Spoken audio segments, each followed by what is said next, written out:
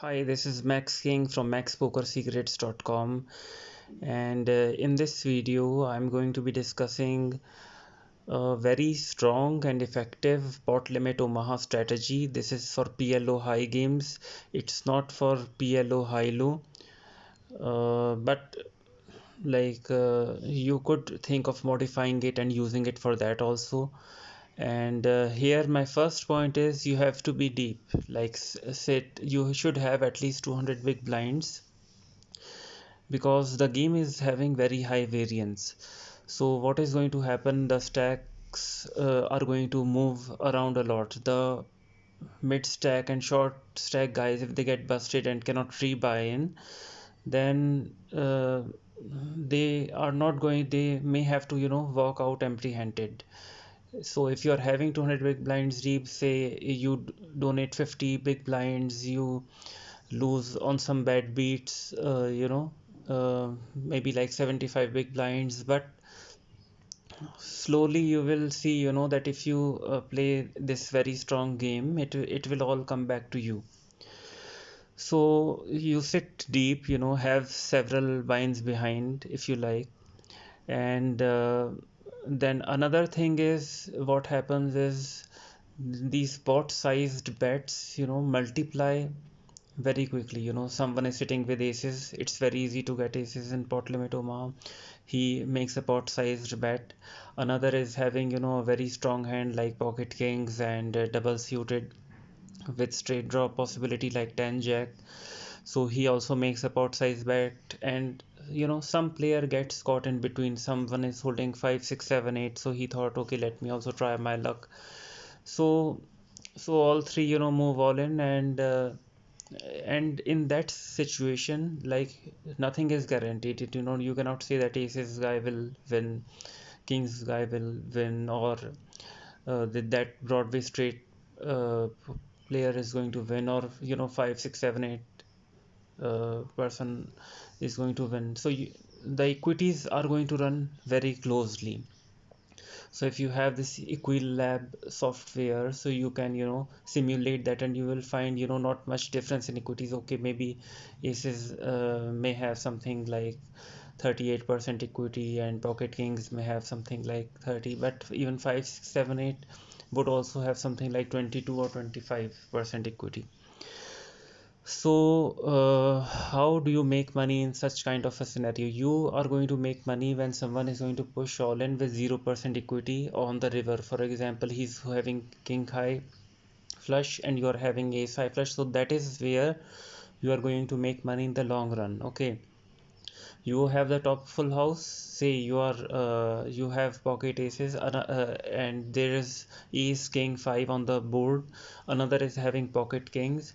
So these are the money making situations where your logged nut hand, and another has an extremely strong hand, and he may think you may have that, but he still pays you off.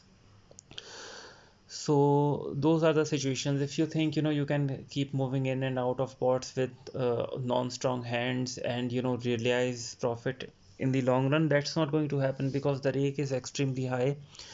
And if you see poker players on Poker Stars and all, who have been playing for a year, even extremely strong players who were playing very very tight, even they were not winning because of the rake.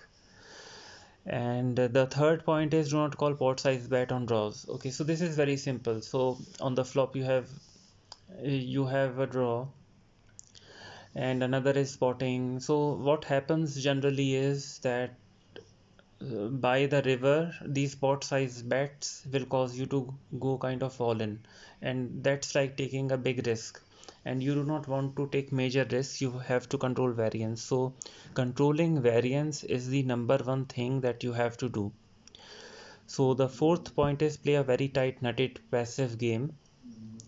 So what basically this means is that you're not committing big chips with something like king high flush, or small pairs like pocket twos or pocket fours, pocket fives. You're avoiding those kind of scenarios where you could have a full house with a lower uh, with a lower card. For example, you have a full house where you have pocket twos, the board comes to 5 5, and you find later, someone has ace 5 or something like that, and by the river is an ace, so you are anyways beaten that scenario.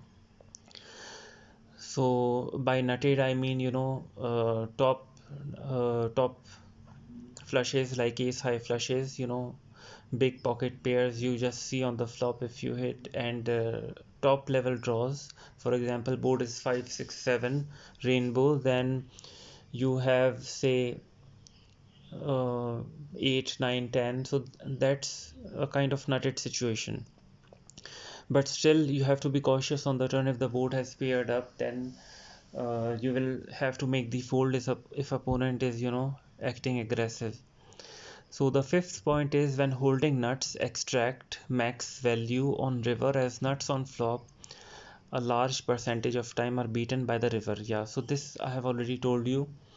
So the board is like 5 6 7, and you have 8 9. That's not a guarantee that you are going to win by the river. On turn, a scare card could come, say maybe a flush draw comes, or say board pairs up, or by the river some flush is completed, you know so it's a very risky game. It's a very high variance game, and those players coming from no limit hold'em, they have to, completely think over their game.